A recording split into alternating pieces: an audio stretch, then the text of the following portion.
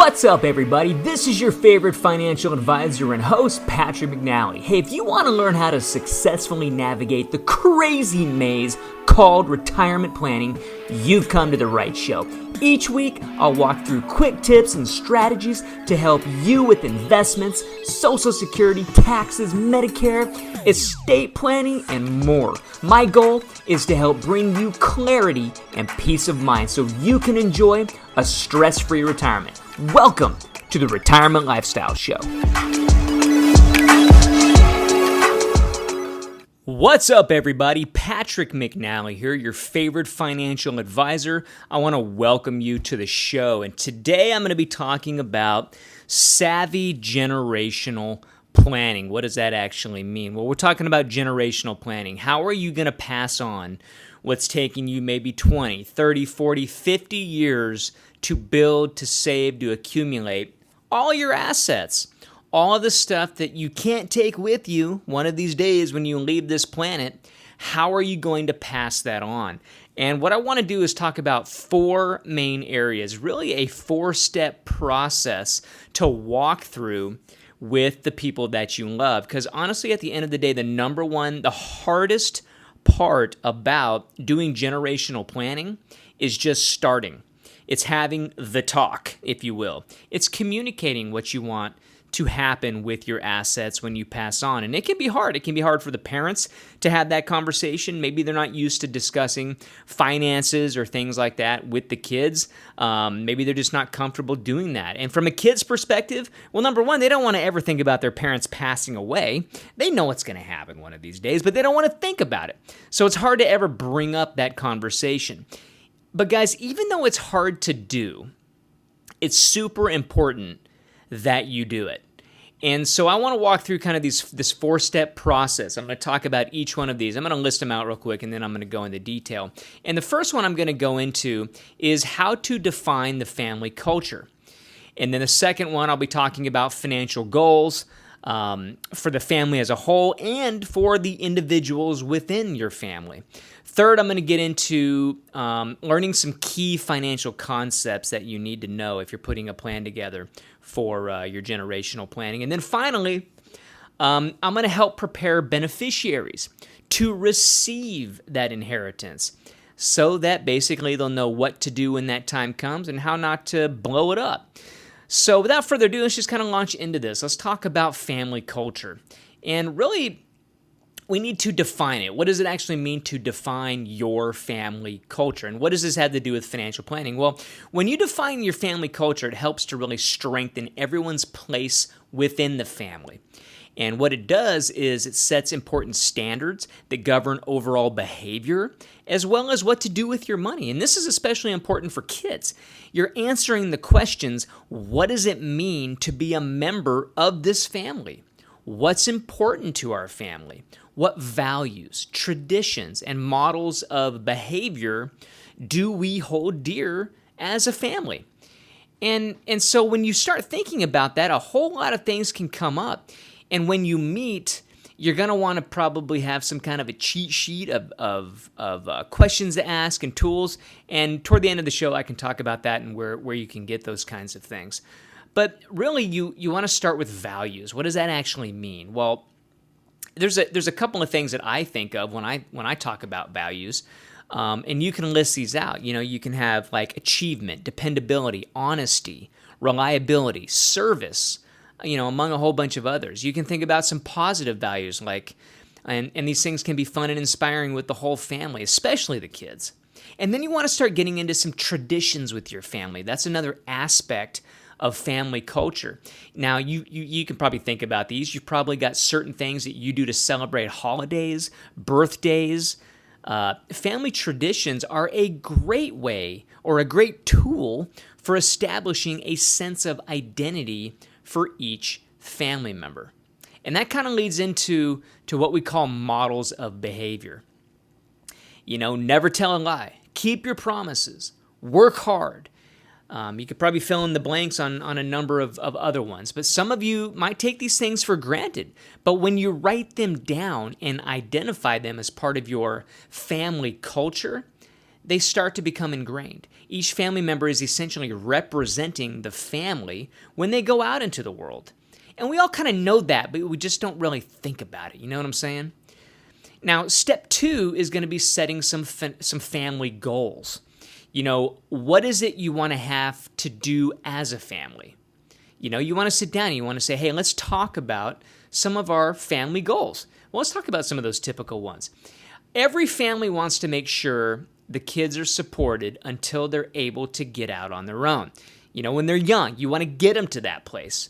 And again, we might take this for granted, but by setting this as a goal, you may be more likely to consider some contingency planning. What if the parents died unexpectedly? Who would raise the kids? How would they be supported? Consider this kind of a wake-up call for parents of minor kids to do their own estate planning so that they can name a guardian in case something happens. So if you've got grandkids, this is a way to maybe bring it up to your kids to do their own estate planning. I mean, one of the big goals is college education. That might be another goal that a lot of people take for granted, because without proper planning, people might find themselves scrambling to even pay for that. By the way, when we talk about setting financial goals for the family, we're not at this point addressing how those goals will be met or which family members are going to be responsible, because sometimes grandparents help, with those things, with their grandkids' college expenses, and sometimes others don't. There's no right way or wrong way to do it. All I'm doing is trying to suggest some possible goals for your family. And then what I often do with our clients when we meet individually is we get more specific about those goals and go into them even deeper. Anyway, next thing to really discuss would be like home ownership. That's another major goal for a lot of families. And again, I'm not trying to address the specific of the goals on this show, just suggesting some goals you might be thinking about for the members of your family. Other areas to think about are things like a family bank. Oftentimes as parents, I know I do this with my own kids, I often joke about being the bank of mom and dad, but really intra-family loans can benefit everybody if they're appropriate and done right. Keeping that money within the family. Say you have a budding entrepreneur in your family, like a young adult who's got an idea for a business and just kind of needs some seed capital. What if you did this? What if instead of applying at a bank for a small business loan, which are kind of hard to get anyway, why not borrow from the family? It can be set up so the lender receives an attractive interest rate or equity in the business, and there's some really cool things that you can do, but you keep that within the family. This is another way that a lot of families can help each other out financially, as long as you're thoughtful and careful about it. And honestly, it's something that a lot of the wealthier families of our country does already. And then the next one I like to talk about is family vacations. This is about having fun. This is a goal that I think everybody can get behind. Whether you choose to take a family vacation every year or save up for a special vacation every couple of years, you're bound to make more of your vacations if you set goals and plan for those. And that can be a lot of fun to sit down and talk to the kids about. And then we start getting into things like retirement as we start getting older. The elder generation isn't the only generation that is or hopes to be retired someday. Everyone in the family should be thinking ahead to retirement. And this is one of those universal goals that can always be addressed when we are talking about this context, or when you're talking to the kids in the context of doing some savvy generational planning. And then next we get into stuff like long-term care. And if you've ever heard some of my shows in the past, we get into the details of long-term care, what those costs are, how to pay for those, and doing some planning for that. And this is a goal that's not always the funnest thing to do, or obviously work towards, because it's not the funnest thing to talk about. But it's one of those goals that every single family needs to think about, because as the older generation, starts to get towards that, we're living longer, there might need some help with activities of daily living. And this is way too big a burden to just dump on a daughter or a son. And on top of that, it can be very expensive. And what we do is when we talk about long-term care with our own clients, we talk about and discuss where they are now, what kind of a plan do they have. If they don't have a plan, that's usually the worst place to be. But so when you start thinking about what kind of a burden it could potentially be on the kids or even other family members, that's usually a wake-up call to say, we need to talk about this. We need to think through this. And realistically, with kids spread out all over the country these days, you need to start thinking about some alternatives to pay for that. And then one of the big ones that often comes up is, some families like to give money away. We want to be philanthropic. So that can be a goal. It can be fun. It can be inspiring for the whole family to kind of get behind, working together to identify some of your important causes, some of the important charities that you want to be a part of. How do you want to leave your stamp on this world, and map out a plan for donating to some of those causes. Again, it always ties back to the planning and planning ahead. Number 3 is learning some financial concepts. All right, so once you've kind of defined now your family culture, you've established some family goals, this next step, this third step in generational planning is learning some financial concepts. Each family member may have some different needs here, but what we've seen with a lot of the families we coach, especially where money and finances, they're not a common topic of conversation. Children, young adults, oftentimes will grow up not learning very much about financial concepts. In my family, it was kind of normal. I know we talked about it at the dinner table. We've done that with our own kids since they were little. But a lot of people don't do that, and that's okay. So you might need to carve off some time as a family to do a little bit of learning, and that can be really good. Number one thing to talk about is budgeting. That's one of the topics that you can especially start teaching young people today is about how to create budgets. If you have a plan for how they want to spend their money, they'll be less likely to see that money just kind of slip and poof between the fingers. And they're going to be more conscious about where their money goes and how it's spent. And a budget is going to help them allocate some of their income, whatever percentage that is up to you guys, but it's going to help them save towards future goals. And teaching the benefits, especially of delayed gratification. The next one to really start talking about and learning and helping kids learn young, as early as they can, is credit. Every young person needs to learn how to use credit wisely, how to minimize borrowing costs. What is interest? How does that work? How to boost their credit rating. And again, all of these lessons can be tailored, to your individual needs and talking with your family about how to do that. And I always encourage you to take every advantage of financial experts, read the books, listen to the podcasts, watch the YouTube videos, because there's a whole lot of information out there that is super, super good. The next thing you want to be talking about and learning about is taxes. This is a major subject. It's one of the biggest expenses, if not the biggest expenses of our lives. Taxes. There's all kinds of taxes. Some you've got some control over and some you don't. But at the end of the day, you want to learn about those taxes and really be working with, a person that can help you stay on top of any of the tax law changes each and every year.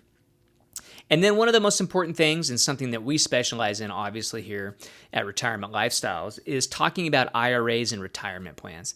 Almost everyone in the family can take advantage of IRAs and various different retirement plans, whether you need tax deductions or whether you're talking about Roth IRAs, tax-free types of things.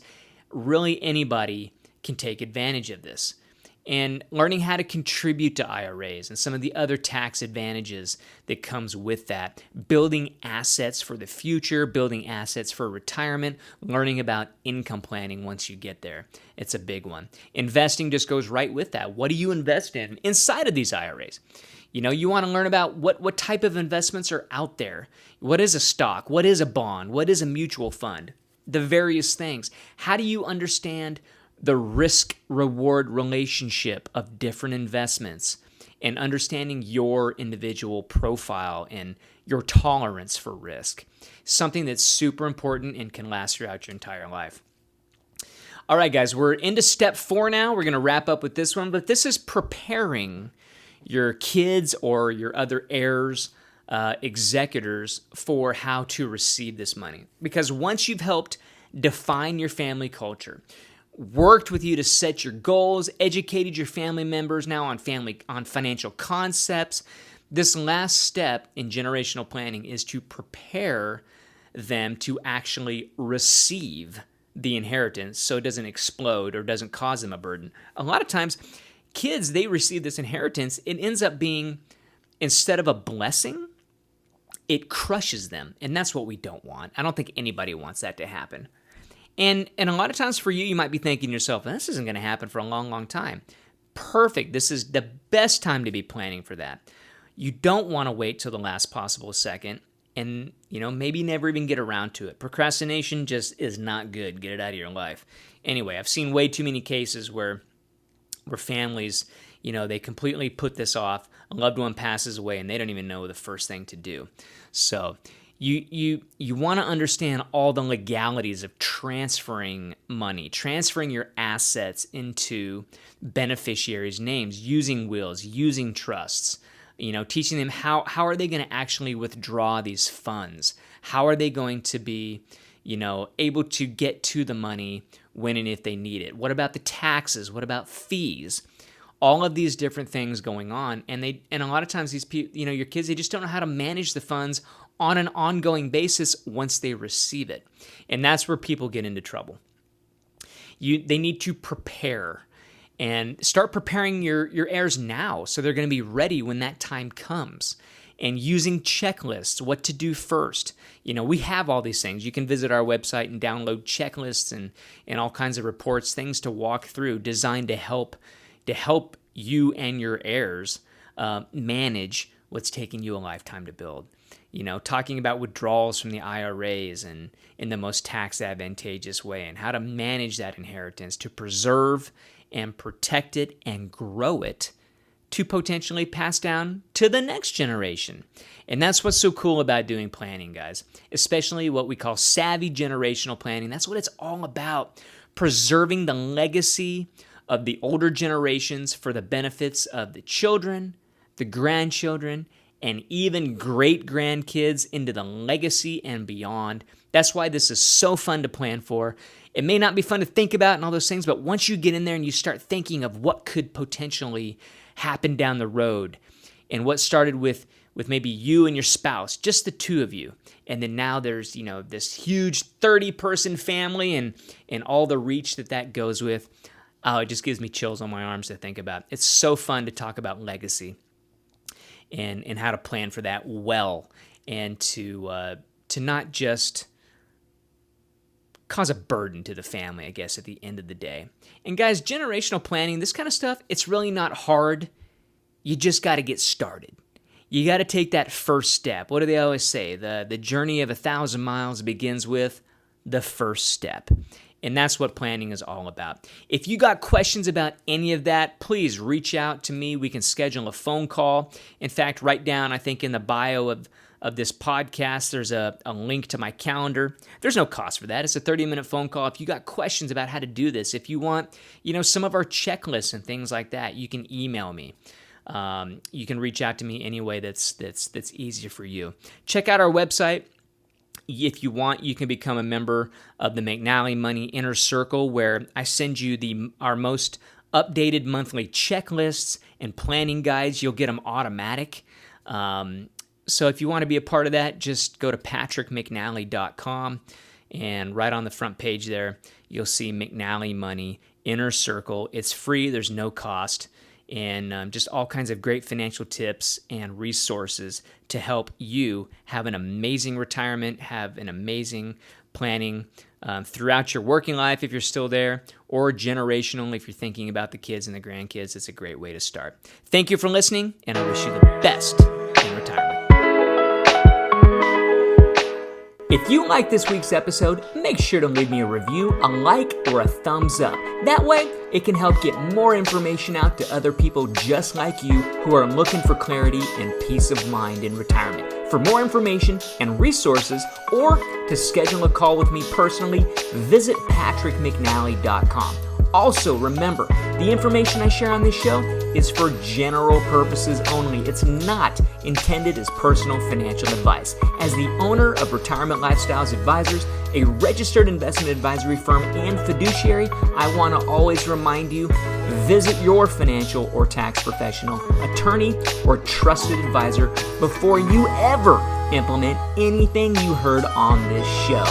Thanks for listening, and I wish you the best in retirement.